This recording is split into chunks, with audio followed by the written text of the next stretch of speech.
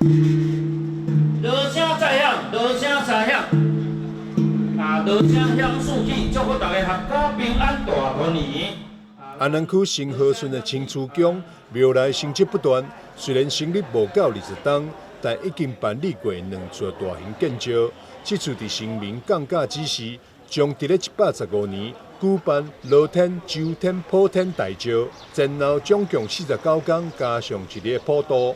昊天天法，九龙至尊，玉上帝，就来指示来讲要启建这个大罗周普，的天的大醮49天加7，来由来就是讲大罗天伊要1200位的青神圣位，圣贤周天要2400位的青神圣位，普天要3600位的青神圣位，共同来做圣旨拜灵，来做这颗石。已经筹备1档时间的石顶活动，由新民以圣杯杯数决定36位遴选甲职务。我来甲咱的青厝宫二祖师结缘，就是足有缘。伊看我有起就甲我讲头要做起厝起了，阳中起了的时，做3条的青石，伊就叫我甲做总理啦。我就甲做总理做了，讲过讲伊要做9条，要做天公石，做乐天在就49日，佮加1日，讲叫我就甲做担任做建造的委员啦，安尼啦。我想讲甲你有指点好无我就甲担任看卖啦，安尼啊。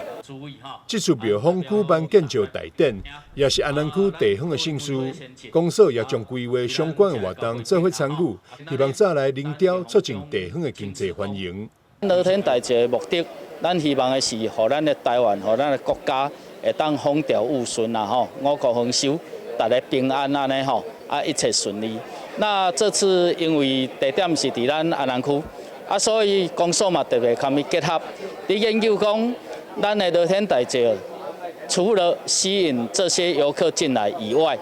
咱们要提高伊的消费，来对我们地方这些小吃，或是说这些经济有所提升跟帮助。所以未来呢，我们会推出一些活动跟计划出来那请大家拭目以待。届时呢，欢迎咱大家会当来安南区来体验我们的非常丰富的宗教文化，